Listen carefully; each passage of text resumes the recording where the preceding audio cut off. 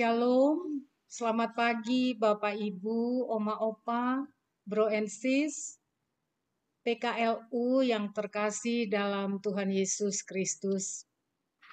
Pagi ini kembali kita ada dalam program saya dan PKLU membaca Alkitab bersama.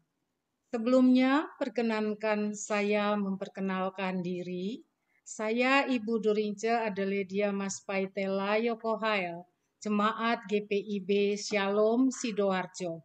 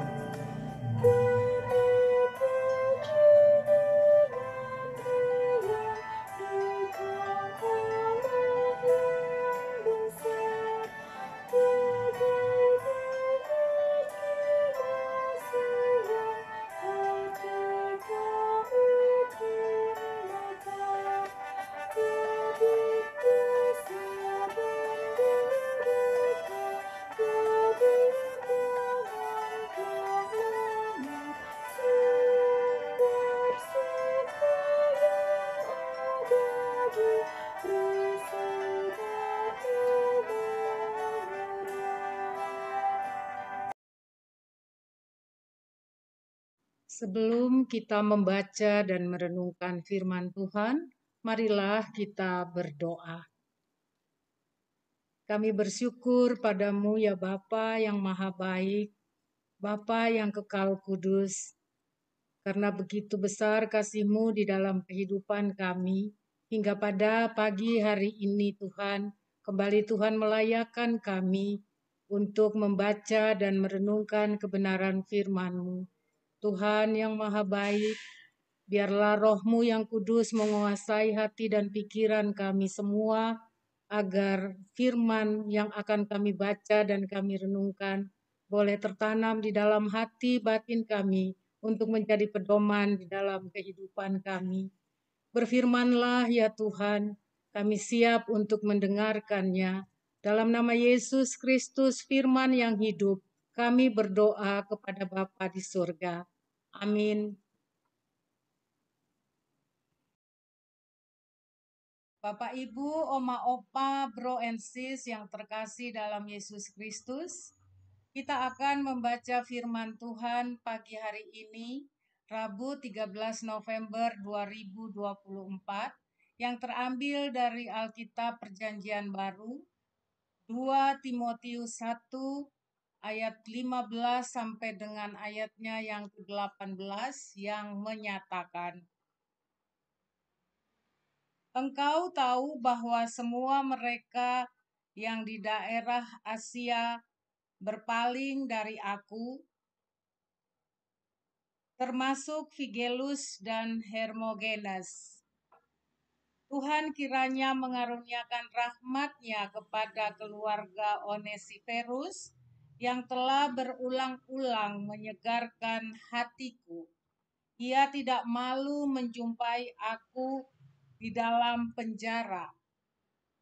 Ketika di Roma, ia berusaha mencari aku dan sudah juga menemui aku. Kiranya Tuhan menunjukkan rahmat-Nya kepadanya pada hari itu.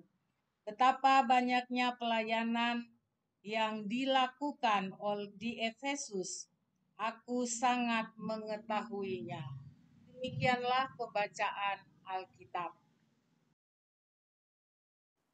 Dari pembacaan firman Tuhan 2 Timotius 1 ayat 15 sampai 18, renungannya bertemakan dirahmati untuk melayani. Bukti bahwa menjadi Kristen sangatlah sulit. Pada masa penulisan surat 2 Timotius terdapat dalam nas ini. Ada dua nama yang ditulis, yaitu Figelus dan Hermogenes.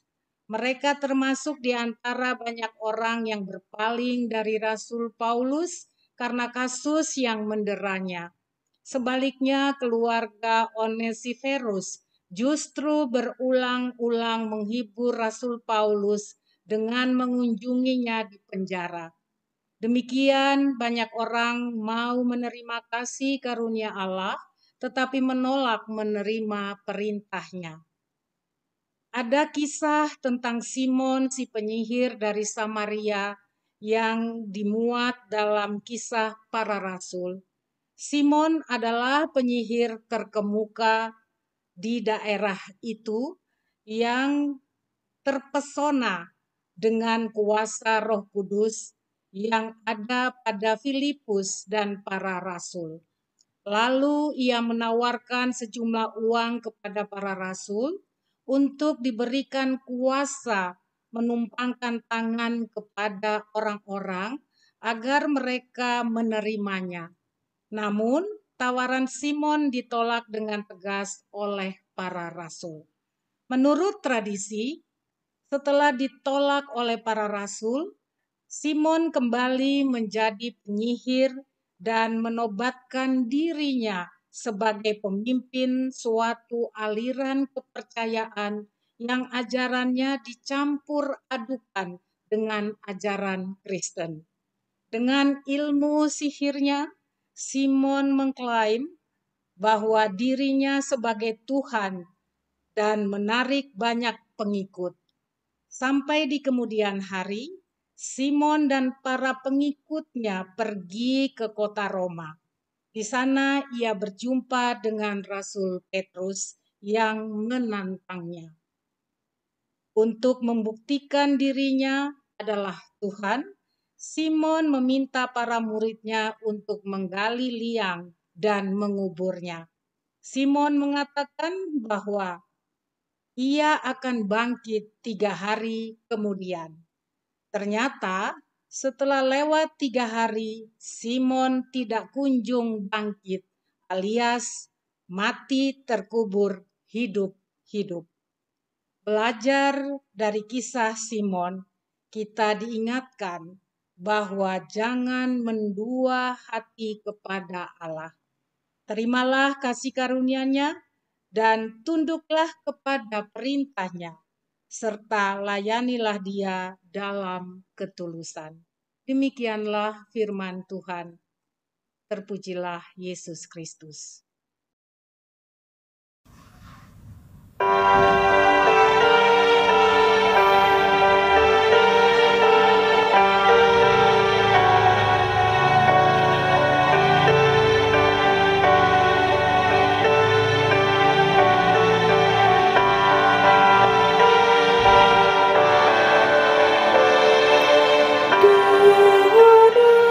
Allah telah berfirman,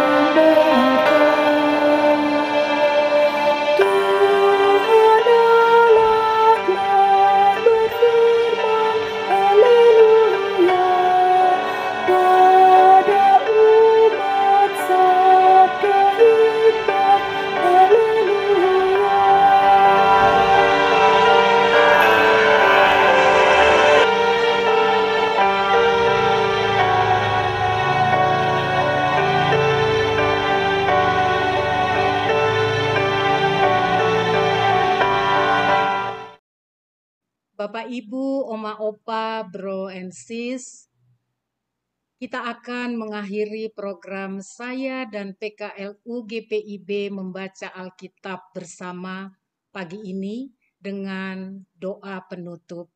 Mari kita berdoa. Bersyukur kami kepadamu ya Bapa Allah kami yang maha baik. Ada sukacita di dalam hati kami karena Engkau begitu baik. Engkau melayakkan kami untuk membaca bahkan merenungkan kebenaran firman-Mu. Biarlah ya Tuhan, dengan kuat kuasa Roh-Mu yang kudus, kami dimampukan untuk melaksanakan setiap kebenaran firman-Mu di dalam kehidupan kami. Terima kasih banyak Tuhan. Pagi hari ini juga sehati kami berdoa untuk Dewan PKLU yang sudah menyusun setiap program. Biarlah ya Tuhan semuanya boleh terlaksana dengan baik seturut dengan kehendak-Mu saja. Tuhan Yesus yang maha baik, berkati keluarga kami. Biarlah Tuhan, kami selaku anggota PKLU boleh hidup berkenan kepadamu dan setia dalam pelayanan kami untuk melayani Engkau. Terima kasih Tuhan Yesus. Tuhan, kami akan mengakhiri program ini ya Bapa. Biarlah kasih Tuhan selalu bersama dengan kami. Tuhan tetap memeluk kami erat kepadamu dan jangan tinggalkan kami. Inilah ungkapan syukur kami ya Bapa. Mohon pengampunan atas salah dosa yang kami lakukan. Demi Yesus Kristus Tuhan dan Juru Selamat kami yang hidup, kami berdoa kepada Allah Bapa di surga. Haleluya. Amin. Selamat pagi. Bapak, Ibu, Oma, Opa, Bro and Sis, selamat beraktivitas, salam sehat selalu, jangan lupa bahagia dan selalu bersyukur. Tuhan Yesus memberkati kita semua.